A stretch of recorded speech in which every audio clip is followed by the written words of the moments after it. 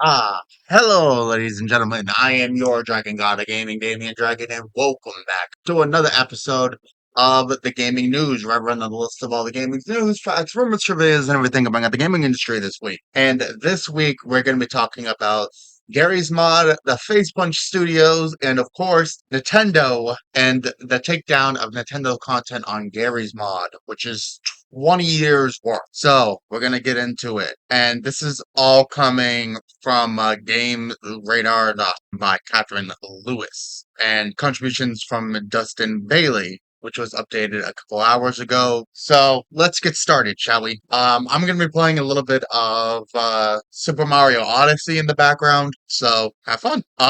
Gary's Mod Dev responds to rumors that Mastic Nintendo takedown is fake. I have been assured that the takedowns have been verified by Nintendo as legit, and it says Phase One Studio has investigated reports that the DMCA was fake. Gary Newman has issued another tweet confirming that the takedown request against Nintendo-themed content in the Gary's Mod Steam Workshop is legitimate.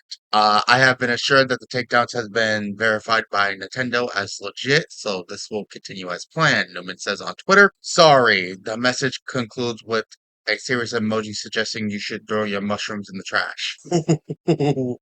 Oh no. Despite Newman's assurances, many community members remain convinced that takedowns were issued by some kind of copyright troll. But while I'd expect the Gary of Gary's mod to have a better grasp of the situation than the peanut gallery in the comments. Ooh. The original story, so I'm gonna go over this, was the Gary Mod dev and Facepunch Studios founder responded to the rumors that the DMCA takedowns against the sandbox game Nintendo-related content were not actually issued by Nintendo, says the team investigating the situation. So everybody thinks that there is just copyright troll, which we have gone before, and I know those type of people are fucking ugh. So yeah, in general, there is no good talk here. To continue here, yesterday, Facebook published a post on Steam in which it said it was working on removing all Nintendo-related stuff from the Steam Workshop, with a whopping 20 years of uploads to go through. At the time, the developer said that the removal of certain Nintendo items up to this point is not a mistake. The takedowns came from Nintendo, but added that this was fair enough, and we have to respect Nintendo's decision. However, in the hours since, some fans have begun to question the legitimacy of the DMCA takedowns and if they actually came from Nintendo in the first place, with many asking Face Punch to look into the matter. Newman has responded saying the team is already on it, and it says, yes, we got your emails and DMs, and we have senior threads. We're doing our own investigations. Newman writes, we need to take these things seriously, particularly from Nintendo, but we also can't let people misuse DMCA takedowns. Which agreed. I'm also listening a little bit to Moist Critical's take on this as well. So I'm listening to this as I'm recording this as well. So yeah, it says at the time of writing, it's not known how long this investigation will last for. We already seen that. They already told you guys. So that was the update. What the outcome will end up being, but for now, there's still an enormous amount of Nintendo-related content available to download via the Steam Workshop. Whether this is because the developers have temporarily halted takedown efforts, or if it's just because there's so much content to deal with, is another matter. With over 1,200 different uploads listed at the time of writing when you simply search Nintendo. In fact, there are still over 5,500 uploads under the search term Mario, which has reduced slightly since last night, but not by much. If Facepunch's investigation continues, these takedown efforts do have to continue. There's a lot of work ahead of the developers, which is horrible, to say the least. As we already seen the update that yes, Gary Newman, the mind behind Gary's mod, did verify that it was from Nintendo and the DMCA takedowns came directly from Nintendo and it's legit. And I have to wonder why? Why? What's the fucking point? Seriously, what is the fucking point? I don't understand Nintendo.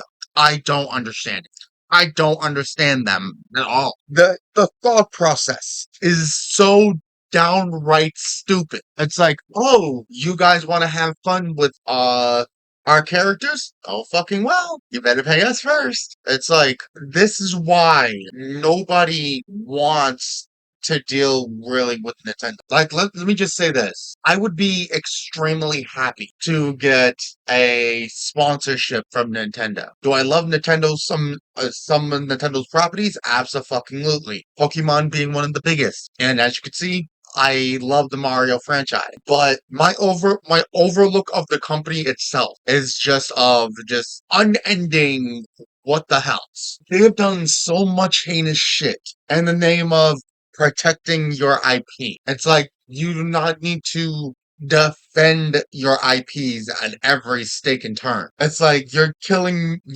off the love of your IPs. Is what you're doing. It's been there for 20 fucking years and it's not doing anything. Gary's mod, no matter how much I love Gary's mod, and I do play around in Gary's mod myself, Gary's mod isn't the most popular game like it was back in, let's say, 2014, 2015. It's like, what's the fucking point now? There is no point.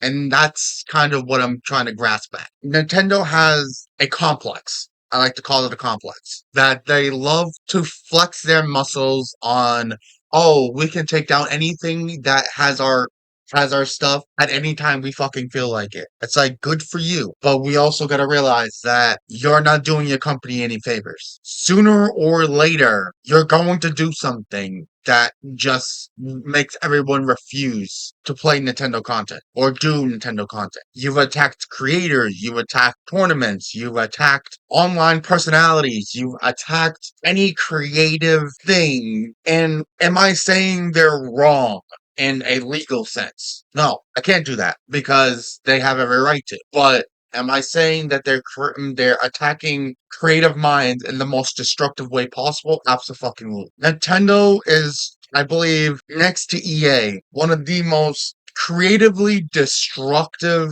companies on the planet. Next to EA, where literally you destroy anything positive about your company in the name of protecting your brand or protecting your IPs, even though the point of the IPs is to inspire worlds, inspire creative freedoms. You've killed off so much creativity around the games and the content that is being made that there's no point in even caring about Nintendo related contents. Seriously. And there's a reason why there's a lot more people playing Pokemon than anything else, because Pokemon, I feel more is like a Game Freak type of thing because they developed the game. Nintendo didn't develop the game. Game Freak and other dev studios created a lot of the Pokemon games, which I'm fine with. But sometimes even what you're seeing on screen right now, which is Mario Odyssey, it's a gamble whether somebody is going to take this down or not. You know what I mean? Because ain't like if you play a Mario game, there is no fucking telling how Nintendo's going to react to your content. And it's stories like this one that make everyone feel on edge with Nintendo. Because we want to love Nintendo. We really do. There is a bunch of people on this platform, on every platform, that loves Nintendo. I love Nintendo. I love the IPs on Nintendo. But with that love comes a genuine vitriol because the stories that they create basically gives us a gigantic fuck you when it comes to our creativity with them. And that's sad. It's like, what was the harm with being Nintendo property on, Gary's mod? You could have just said, hey, do you mind paying like a licensing fee to have the Nintendo content on there? Or something. Any fucking thing other than, nope. You guys got creative with it? Oh well, nope, you gotta take it down now. Like nothing. Or let's say games like Metroid Other M. Instead of, oh, I don't know, or Pokemon Uranium. Instead of, oh, I don't know, encouraging it and making money off of it by saying, hey, we would love for you to be a part of like Nintendo, and giving them some resources, but still having them sell it on like the Switch or the Nintendo 3DS or something, anything. And instead of selling it for free, selling it for Nintendo as either a licensed game or a spin-off game or something, you attack it, you destroy it in the name of protecting your IP. You're not protecting your IP. You're damaging its reputation. Is what you're doing. And it's unwarranted and unnecessary. I feel like Nintendo's doing it just to do it at this point. And whoever is making these decisions over on Nintendo, grow the fuck up. Please. Grow the fuck up. It is 2024. It is not 1994. It is the age of technology and creativity. And you're damaging the image of Nintendo and damaging the image of all these IPs by what you're doing. You're not helping or protecting it. You're doing more harm than you are good. Instead of take someone like Scott Cawthon, who seen, okay, there's a lot of spin-off games of my game. And this is where I can say a developer was smart in his tactics. Instead of, issuing a cease and desist against, the copycats or, the spin-offs of his worlds, he brought them on. And it did more good for his image and his game's image by letting these things exist because they're creative interpretations of the IPs that he created. That's smart because it gives more credence to the brand that it was inspired. And all he asked was, hey, make sure you're not make sure to uphold the reputation of Five Nights at Freddy's. I'm a fan, no matter how much my viewers torture me with the FNAF spin-off games and the FNAF games. I'm a fan of Five Nights at Freddy's. And what he did with things like Pop Goes or a shadow over Freddy's, or, those nights at Rachel's, or any of those types of games.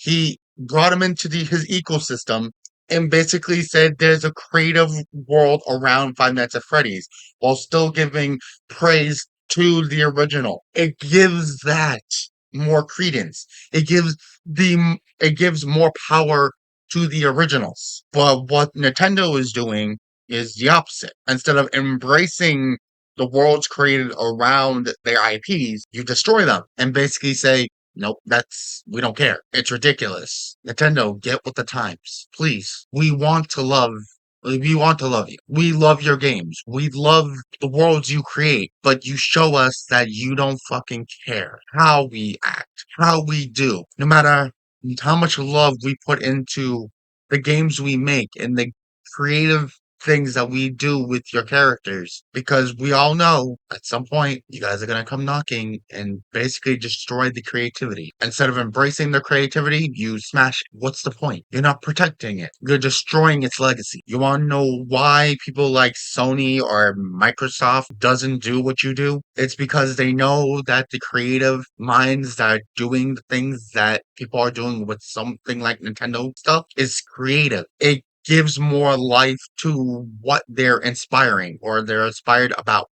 Like Pokemon Uranium, it was inspired by Pokemon, but everyone's gonna still flock to the original regardless. It's a fan game made with love of Pokemon in mind, and instead of embracing that, you destroyed it. Or Metroid Other M. Another thing that you could have said, hey, this is a new mission of Samus, and bringing the developer on who knows a lot about Metroid, and instead you destroyed their hopes and dreams, you killed their game, and basically said, it's in the name of the IP. It's my RIP. Oh well. And instead of nurturing that creativity, you smash it. That doesn't help the image of your games. That just makes everyone dislike it even more. And you want to know why that people aren't dimmed off of like something like Pokemon? Is because you don't create it. There's other developers that create it. Metroid, it came straight from you. That's why people aren't harking around a new Metroid game. It's because, well, no matter what we do, there's no fun to be had. We wish there was, but no creativity is targeted with us. We can't have our creativity. There is no fun that we can have. No matter how much we love these IPs, it doesn't matter. So please make it make sense, Nintendo. Please. We want to love these series. We want to love your IPs and we want to love you. But until you stop living in the past and embrace the future and stop with these frivolous DMCA takedowns and these frivolous cease and desists of creative IPs that only show off the love and joy that they want that people have for your games and your characters that you have created, which we all know you created. There is no fun. we can't love you back.